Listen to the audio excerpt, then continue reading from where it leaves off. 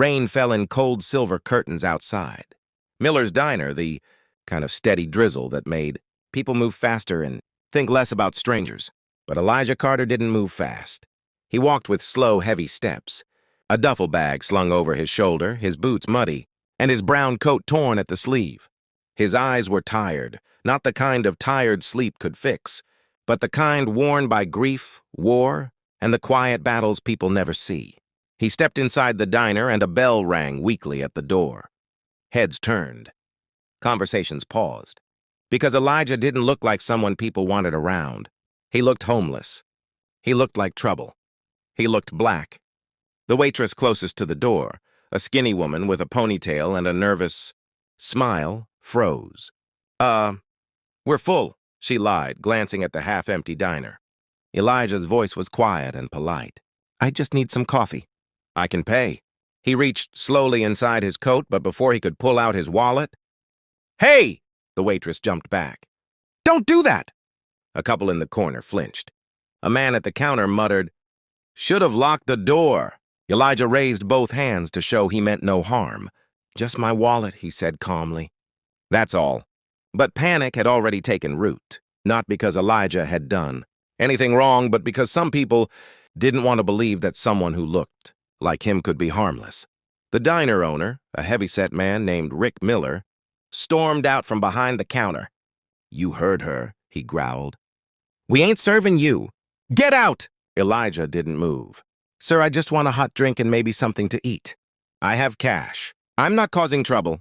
Rick stepped closer until he was inches from Elijah's face. I said get out! A tense silence fell. Then Rick pointed behind Elijah. And that's when Elijah saw them, 2 police officers walking in. One tall and broad-chested with a shaved head and a permanent scowl. The other younger, cocky and smiling like this, was entertainment. Officer number 1, Sergeant Cole Matthews, the town's bully in uniform. Officer number 2, Deputy Ryan Hayes, his eager sidekick. Matthews cracked his neck. We got a problem here? Rick pointed at Elijah. Trespassing. Refusing to leave. Might be armed. The waitress gasped. People muttered. And just like that, a lie became truth simply, because someone with lighter skin said it first. Matthews approached Elijah. You deaf, boy? He said leave. Elijah met his eyes steadily. I didn't break any law. Public diner. I can pay. I'm not leaving. Matthews smirked. Wrong answer. He reached for Elijah's shoulder. But Elijah stepped back, posture calm but alert. The duffel bag slid from his shoulder and landed on the floor with a heavy metallic thud. The younger cop, Hayes, laughed. Look at that, probably full of stolen crap. Elijah's patience thinned. Touch my bag and there'll be a problem. Oh, yeah? Hayes taunted, stepping closer. What are you gonna do, huh? Matthews shoved Elijah, hard. Elijah didn't stumble. His stance held firm. Military training, Matthews thought. He didn't like that. Stop resisting, Matthews barked, even though Elijah wasn't resisting anything. Phones came out. People started filming, but not to help, to watch. Search his bag, Rick said. Bet he's got drugs or worse. Hayes grabbed the duffel bag and yanked it open, then froze. Inside was not junk. Inside was a neatly folded American flag, a military service jacket, a Bronze Star medal case, a notebook, and a photograph of a younger, Elijah in uniform, standing with a special operations unit. Matthews snarled. So what, he's some washed-up soldier? Hayes pulled out the notebook, flipped through pages, stopped. His face went pale. Sarge? What? Matthews snapped. Hayes turned the notebook around. Inside were signatures, names. Not just names. General Marcus Rainey, United States Special Operations Command. Senator Evelyn Grant, Armed Services Committee. Director Samuel Rhodes, CIA Counter-Terror Division. Elijah spoke quietly. I'm not homeless. Not really. I move around because that's how I stay out of trouble. But I've served this country. I've bled for it. And I'll be damned if I'm disrespected in the very land I fought to protect.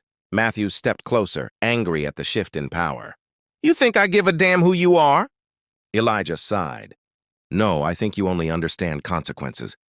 If you're still watching this video, hit like, subscribe, and turn on post notifications because What happens next changes everything. Elijah pulled out an old flip phone, beat up but still working. He dialed a number from memory. The line clicked. A deep voice answered, "Carter? That you?" "Yes, sir," Elijah replied. "I need a favor. Some officers here in Brookhaven are violating civil rights, harassing veterans and abusing power. Thought someone should know." The entire diner went silent. Hayes swallowed. Matthews stepped back. Then the voice on the phone said, clearly enough for everyone to hear, "Put them on." Matthews froze. Who is this?" The voice thundered back. "This is General Marcus Rainey, United States Special Operations Command, and you just assaulted a decorated veteran under my command." The entire diner went cold. General Rainey continued, "I'm contacting the State Attorney General and Internal Affairs right now. Both of you are done. And if any harm comes to Sergeant Carter, I will make sure you face federal charges." Elijah handed the phone to Matthews, whose hand shook as he held it. "Yes, sir," Matthews stammered. "No, sir." "Yes, we understand." "Yes, sir." He hung up slowly.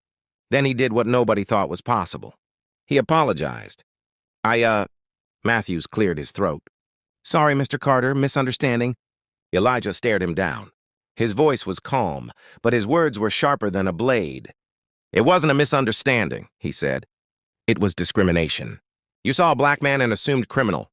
You swore an oath to serve, but you only protect people who look like you." Matthews had no answer. Deputy Hayes tried to speak. "Look, man." Elijah cut him off. "Don't talk to me."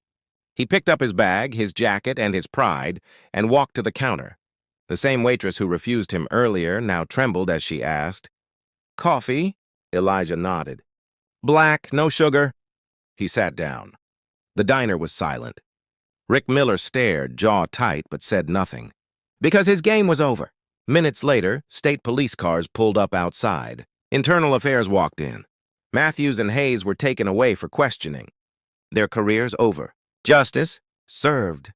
Elijah finished his coffee and stood. Before he left, he dropped a $100 bill on the counter. "For the next homeless vet who walks in here," he said, "make sure he gets treated like a human being." He pushed the door open and stepped back into the rain, strong, quiet, unbroken. Because respect isn't given, it's earned, and sometimes it has to be taken back.